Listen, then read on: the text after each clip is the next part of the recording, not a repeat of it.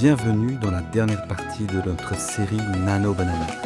Vous avez maîtrisé la création d'images pro. Maintenant, on passe au niveau développeur. On va plonger dans AI Studio pour créer nos propres applications, comme l'outil Prompt Crafter ou le Fantasy Forge. Et on terminera avec les outils secrets, les Gemini Gems et l'expérimental Storybook. C'est parti pour le niveau expert. Vous avez aussi la possibilité dans AI Studio d'aller dans les builds et là vous pouvez vous-même créer vos propres applications. Et je vais vous en montrer différentes. Donc là ici j'en ai créé 4 que j'ai utilisées et je vais vous montrer la première. Donc la première en fait, je suis parti de la banque de données de Google et j'ai pris la Fast Forward. En fait, ça donne, j'ai toujours utilisé la même image que depuis tout à l'heure, donc le selfie avec mes lunettes. Et là, vous avez ma tête dans les années 50, ma tête dans les années 60, dans les années 70. Alors, elle ressemble à un Bee Gees, là, avec une belle chemise toute moche des années 70. Dans les années 80, magnifique. Dans les années 90, où là, bizarrement, j'ai des cheveux. Et dans les années 2000, avec un vieil ordinateur posé sur le bureau. Et vous avez aussi possibilité de télécharger l'album et à ce moment-là, il vous crée une planche contact où vous retrouvez en fait vos vignettes. Ça, c'était pour la première application que je voulais vous montrer, donc le Pass Forward. Mais je ne me suis pas arrêté là. J'ai pris ces applications-là et je les ai fait modifier dans Build App. Et donc en fait, j'en ai fait plusieurs versions. Donc j'en ai fait une version, la suivante, c'est le Fantasy Forge. Donc je pars de l'application que je viens de vous montrer, où je prends des selfies pour la Polaroid. Et cette fois-ci, je décline les selfies non plus à travers le temps, mais plutôt en style de carte à jouer, façon jeu de rôle. Et donc là, il m'a transformé en guerrier, là il m'a transformé en voleur, là il m'a transformé en magicien, en ranger, en druide et en clerc. Hop. J'ai toujours la possibilité de télécharger la planche contact. Voilà, je vais le faire ici par exemple. Je vais aller chercher ma planche contact. Et si je regarde, vous voyez, je vais jouer un peu sur la photo. Voilà, j'ai bien mes différentes images et on reconnaît encore ma tête sur à peu près toutes les images.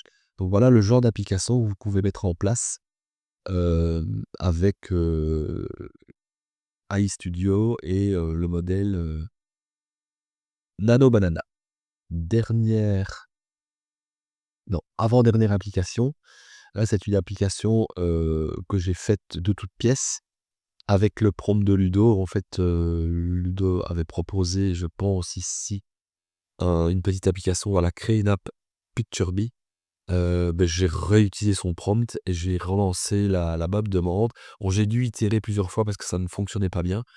Mais au final, vous balancez votre selfie, vous dites: «Fais-moi un voyage temporel» et voilà, j'ai différentes photos de moi à travers les siècles, de 1900 au 22e siècle. Et vous voyez que, de nouveau, vous pouvez aussi, créer des petites applications assez facilement avec, le modèle. Et la dernière là, c'est un mix de toutes les demandes que j'ai faites, parce qu'ici, j'ai utilisé la méthode, de création de prompt pour, donner une idée. Donc l'application fonctionne comme ça. La première étape, vous décrivez en fait une idée. Donc ici, je lui dis: «Une souris qui poursuit un chat avec une hache pour lui couper ses moustaches», style cartoon de Tom et Jerry. Il analyse la phrase, il affine mon prompt en respectant en fait le type d'image, le sujet, l'action que le sujet doit réaliser, la scène, les consignes importantes, le ratio et s'il y a du prompt négatif, le prompt négatif. On peut ajouter ici du texte ou modifier le texte et automatiquement, en fait, ça va refaire un prompt structuré en XML. Donc ici, par exemple, si je retire moustache, on voit que les moustaches ont disparu. Ici, dans le prompt, si je le remets,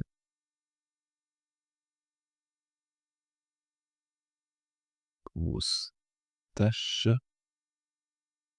Il recomplète la structure du prompt.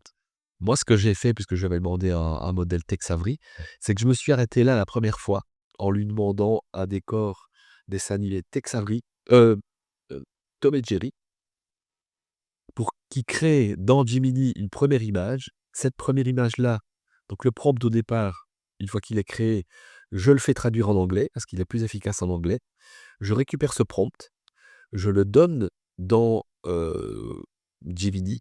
Il me génère une image avec le prompt XML et cette image-là, je la donne et je la télécharge ici pour pouvoir la modifier. Parce que la première image qu'il va me donner, ça va pas forcément être le bon résultat à la première fois. Et donc je lui récupère cette image-là et je viens modifier cette fois-ci. Je viens réitérer les la demande pour affiner ma demande et ici, j'ai changé Tom et Jerry par Tex Avery et plutôt que d'être dans un décor d'intérieur, je lui demandais de me mettre dans un décor naturel. Donc il me recrée mon prompt structuré en français. Je retraduis le prompt en anglais. Je lui demande de générer l'image et j'obtiens le résultat ici. Donc image de base, image modifiée, avec les requêtes et la petite application ici que j'ai appelée Nano Banana Prompt Crafter. Voilà, encore une fois, une application que vous pourriez imaginer, utiliser avec Nano Banana. Et je vais terminer mon petit tour par les gemmes de Gemini. Là, en fait, quand vous êtes sur Gemini, vous avez découvrir les gemmes et dans découvrir les gemmes, vous voyez ici, j'en ai déjà créé 2. Le premier que j'ai appelé Banana Prompt Builder et le second qui s'appelle Ludo Crystal. Et donc en fait, ce sont des demandes précises pour travailler avec le modèle Nano Banana. Alors je vais charger le premier et vous montrer à quoi ça ressemble. Donc je vais simplement demander à quoi tu sers. Donc j'ai structuré le gem et il me dit: «Ben voilà, le rôle c'est je prends une idée, une phrase et je la transforme en prompt détaillé». Et il me donne son objectif et il m'explique par un exemple comment je peux commencer. Ça, c'est pour le premier gemme. Et le second, je l'ai appelé Ludo Cristal parce qu'il n'est pas de moi, il est de Ludo Salen. Et là, si je lui pose la question à quoi tu sers, eh bien, j'ai repris en fait les explications que Ludo Salen avait données dans sa vidéo et j'ai restructuré en fait le gemme pour qu'il travaille sur les mêmes critères, à savoir le modèle cristal que Ludo détaille dans sa vidéo et en respectant bien, la structure du prompt parfait. Je lui ai simplement demandé de travailler sur 2 fonctions principales, à savoir l'analyse et l'amélioration prompt ou l'analyse et l'amélioration d'image. En fonction de ce modèle-là et j'ai possibilité à partir d'exemples de relancer en fait, des demandes relativement précises et relativement ciblées pour pouvoir, travailler avec Nano Banana de la manière la plus efficace qu'il soit. Et je vais terminer maintenant par les storybooks qui est, un petit outil expérimental qu'on peut utiliser dans les gemmes qui permettent de balancer une idée au storybook et de créer en fait un petit livre d'images avec une certaine cohérence graphique. Donc ici, par exemple, je vous montre 3 cas d'usage que j'ai fait. Le premier s'appelle, «L'apprenti et l'atelier numérique». Qu'est-ce que je lui ai donné? Je lui ai donné mon dossier pédagogique et je lui ai demandé d'illustrer mon dossier pédagogique, en images et donc en fait, il m'a créé une petite histoire. Donc le dossier s'appelle «Dépanner un PC en atelier». Donc il s'est basé sur le dossier pédagogique pour réaliser le petit storybook. Deuxième cas d'usage, là je lui ai demandé de me créer un storybook sur le harcèlement scolaire et les réseaux sociaux pour un public adapté de 12 à 18 ans, et je lui demande qu'il respecte, le style comics, des BD américaines et que le storybook est à visée pédagogique et donc là, de nouveau, il respecte bien le sujet, hein. On voit bien le personnage, qui illustre, qui se fait harceler sur les réseaux sociaux à travers une petite histoire.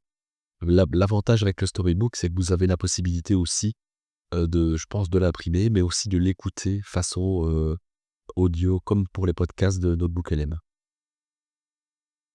Et Le dernier cas, c'est un cas que j'ai fait pour mon fils, parce qu'en fait, il est instituteur maternel, il avait perdu ses clés et donc là, je lui ai donné une image et pour qu'il garde une certaine cohérence par rapport au personnage et j'ai expliqué: voilà, mon fils était en l'air, il a perdu ses clés, à l'école avec ses élèves. Il faudrait retrouver, les clés». Il a trouvé et il a créé une petite histoire avec le personnage et le fait qu'il perd ses clés en classe puisqu'il est institut maternel et là, on est clairement dans le sujet. Voilà, j'espère que, ce petit tutoriel sur l'exploitation de Nano Banana vous a plu. N'hésitez pas à liker cette vidéo, à vous abonner à notre chaîne YouTube Technopédia. Je vous rappelle aussi que si vous avez besoin d'une formation, vous pouvez faire appel à nous. Vous trouverez notre catalogue de formations sur notre site technopédia-cp11.be dans la rubrique formation et je vous dis à très bientôt.